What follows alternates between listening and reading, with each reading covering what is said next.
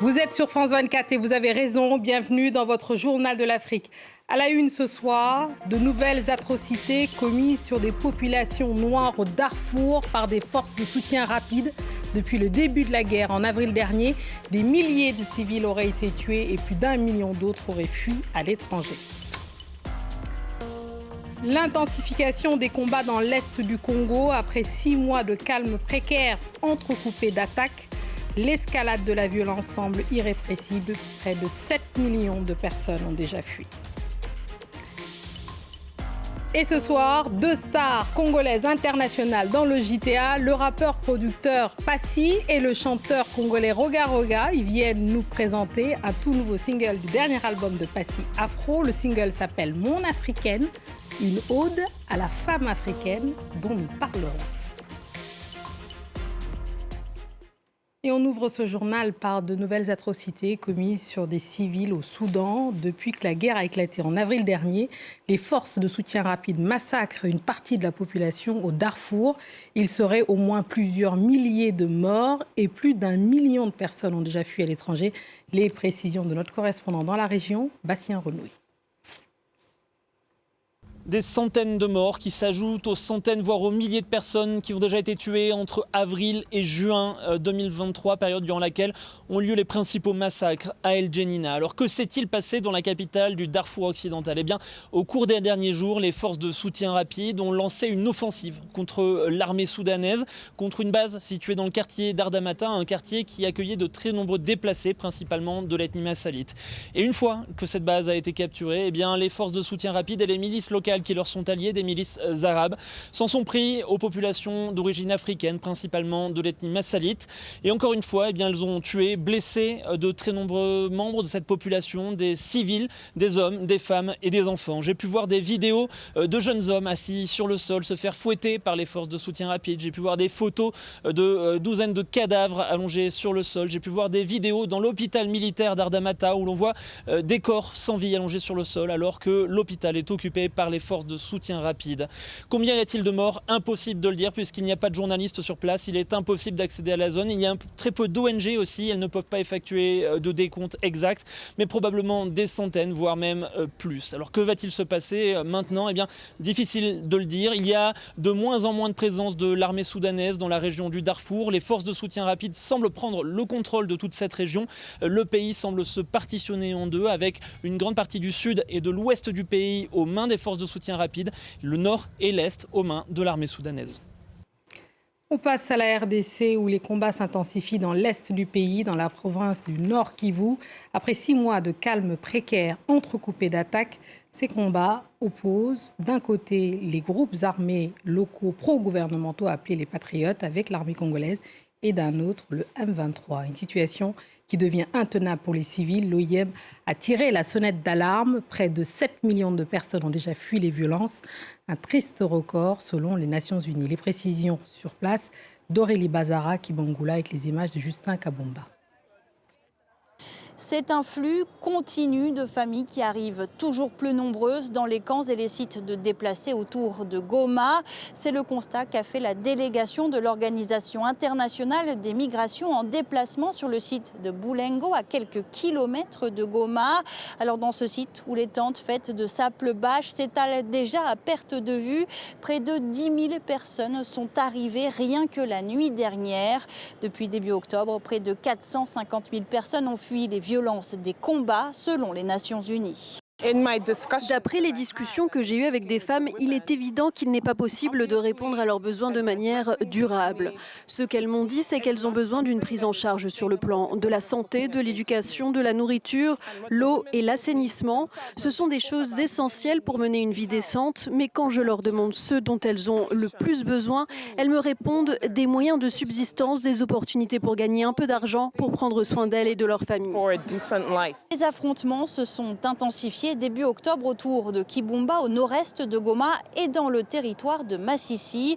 Selon plusieurs sources locales, les rebelles du M23 tenteraient de reprendre des cités qu'ils avaient délaissées. Le M23 lui affirme que ce sont les groupes armés locaux qui ont attaqué leur position. Alors officiellement, l'armée congolaise n'a pas affirmé que le cessez-le-feu avait été violé, mais sur le terrain, les militaires congolais se sont redéployés dans certaines zones pour tenter de stopper le M23. Une source sécuritaire affirme même que les Sukhoi 25 ont été déployés pour frapper les positions rebelles. L'armée congolaise et la MONUSCO ont lancé l'opération conjointe Springbok pour faire face à cette escalade de tensions et pour éviter la prise par le M23 de Saké, une cité située à quelques kilomètres de Goma. Au Sénégal, c'est l'exaspération chez les étudiants de l'université Cheikh Anta Diop de Dakar. L'UCAD a fermé ses portes depuis le mois de juin suite aux violentes émeutes du mois de juin dernier au Sénégal. Le gouvernement avait décidé d'évacuer pour des raisons de sécurité le campus qui loge plusieurs dizaines de milliers de personnes. Aucune date de réouverture du campus de la plus grande université du Sénégal n'est annoncée depuis lors. Reportage à Dakar de Sarah Sako et Eliman Dao. L'université Cheikh Anta Diop de Dakar, vidée de ses 80 000 étudiants. Cela fait plus de 5 mois que l'UCAD a fermé ses portes suite à des scènes de violence sans précédent début juin. 5 mois de cours à distance pour les étudiants qui veulent retrouver au plus vite les amphithéâtres. Alioun, étudiant en 5e année en médecine, redoute une année blanche. Moi, je ne sais pas si je perds l'année, est-ce que l'année prochaine j'aurai la force de continuer? Est-ce que j'aurai le courage de continuer ces mêmes études? Sachant que les études médicales sont trop prenantes. Je dois faire 8 à 9 années d'études, en plus de la spécialisation. Donc si je perds une année, est-ce que j'aurai la force aujourd'hui de pouvoir continuer? Le 1er juin, après la condamnation de l'opposant Ousmane Sonko à 2 ans de prison ferme pour corruption de la jeunesse, certains de ses partisans en colère mettent le feu à l'UCAD. Bâtiments incendiés, bus carbonisés, les dégâts se chiffrent à 1,8 milliard de francs CFA rien qu'au campus social de l'université. 5 mois plus tard, les stigmates sont toujours visibles.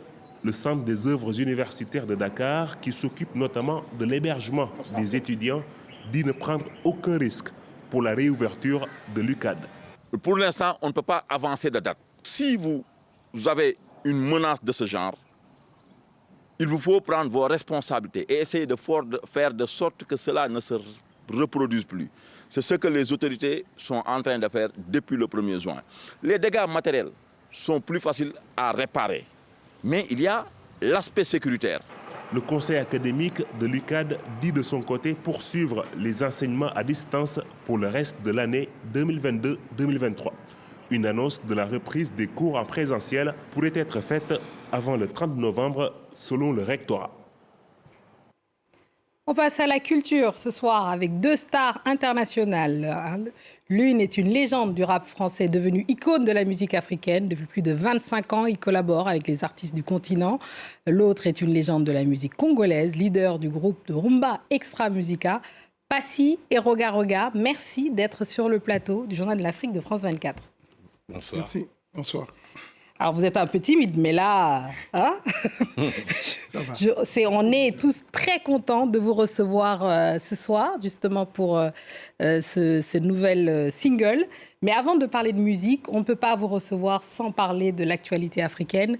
Évidemment, votre réaction face à la situation dans l'Est de la RDC. Vous êtes Congolais de Brazza, tous les deux, mais vous avez toujours beaucoup œuvré et collaboré justement pour la Grande Congo ou le Grand Congo avec Kinshasa. Passy, c'est quoi votre réaction par rapport à ce qui se passe? Je trouve ça difficile. Ça fait un moment que ça dure, les conflits dans cette zone-là.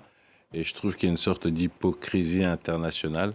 On devrait aider la RDC à gérer et ses frontières et ses richesses tranquillement. Je pense que le peuple en a besoin et tout le monde fait comme s'il ne se passait rien et c'est pas normal.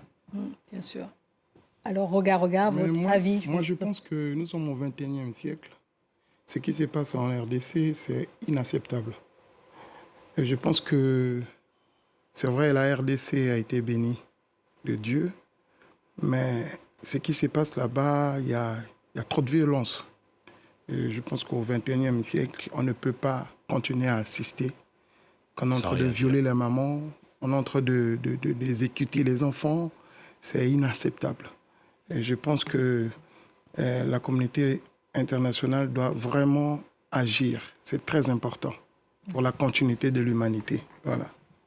Merci, je pense que votre message est passé. Merci de l'avoir fait passer ce soir. Alors, parlons musique.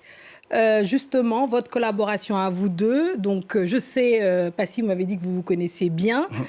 Justement, dites-moi, qu'est-ce que ça vous fait, justement, d'avoir fait appel à Roga Roga aujourd'hui? Faites comme s'il n'était pas là. Comme ça, si vous avez des choses agréables à lui dire, faites comme s'il n'était pas là. Roga Roga, non seulement on se connaît depuis très très longtemps, depuis le pays. C'est la fierté du Congo-Brazzaville. Tous les Congolais de Brazzaville, on est super fiers du travail de Roga depuis très très très longtemps. Donc nous, c'est notre ambassadeur musical. Et sur mon projet, j'ai fait des voyages dans plein de pays d'Afrique. Et il fallait que je rentre chez moi. Et donc, pour aller chez moi, il n'y avait rien de mieux qu'être accompagné de Roga Roga. Forcément, il était incontournable. Et alors, vous, justement, travaillez avec Passy? Quand Passy m'a proposé ce projet, et je n'ai même pas hésité. Parce qu'il s'agit de quoi? Il s'agit de la femme africaine. Ah. Et pour moi, je considère que la femme africaine, elle est la continuité de l'humanité. Et quand il y a un projet qui se présente, on n'hésite même pas, étant donné que nous sommes des leaders d'opinion. Et puis, il faut savoir que à travers le message, parce que le contenu de cette chanson parle de l'émancipation de la femme, mais on va en parler dans le détail après, mais je propose qu'on en écoute un bout là, n'est-ce pas? Alors on écoute Mon Africaine, c'est ce single, donc Passy et Roga Roga. Et on en parle juste après. On fait demain pour que nos enfants aient du courage pour la vie. Ma chérie Coco, Barbadine noix de coco, Tondolo tes saveurs préférées. Tu aimes la musique, belle dynamique, tu gères le fric sur le matelas. T'es ma moitié, qu'est-ce que t'es belle tout ce matelas. Un esprit fort et sain, dans un corps bien en forme. Momi na biso, mama na beto, mwana ya Congo, beto na beto. Ma chérie Coco, on est ensemble pour la vie. Matin, midi, soir. Alors, Passy, Mon Africaine, déclaration. Oui, la déclaration d'amour, il faut mettre la femme africaine à l'honneur.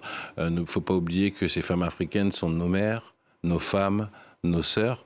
C'est ces premières dames-là qui, proches des grands hommes, peuvent leur apporter la tranquillité pour pouvoir bien agir, de bons conseils.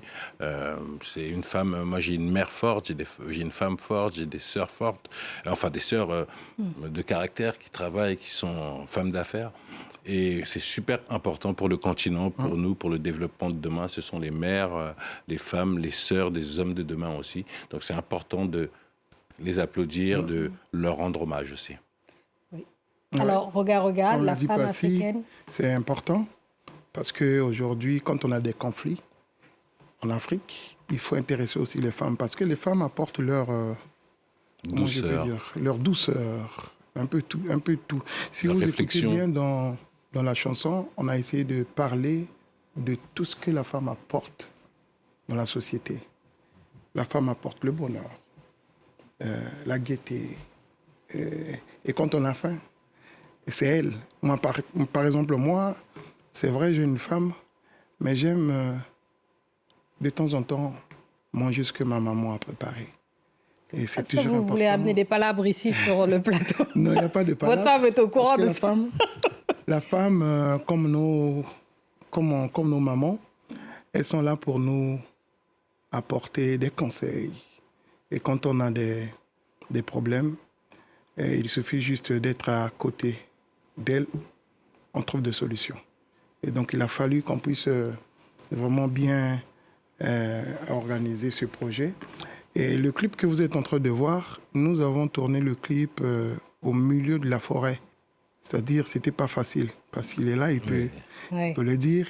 Donc, il a fallu qu'on puisse transporter le matériel, emmener jusque là où il y a des cascades. Et c'était où? C'est très loin. C'est à Djoumouna. À Brazzaville, à Djoumouna. C'était pas facile, mais il fallait qu'on puisse faire quelque chose qui va être lié avec le sujet, quoi. Un clip de HB, donc le réalisateur est de Kin, la grande famille des artistes. Voilà. Absolument. Et d'ailleurs, Passy, vous êtes connu pour avoir un intérêt très particulier justement à la réalisation. Donc, les clips ne sont jamais faits justement au hasard. Ce morceau, c'est aussi pour dire, c'est un message d'espoir, évidemment, pour la société africaine, d'une manière générale. Et qu'est-ce que vous dites aux hommes aussi, un dernier mot, parce que...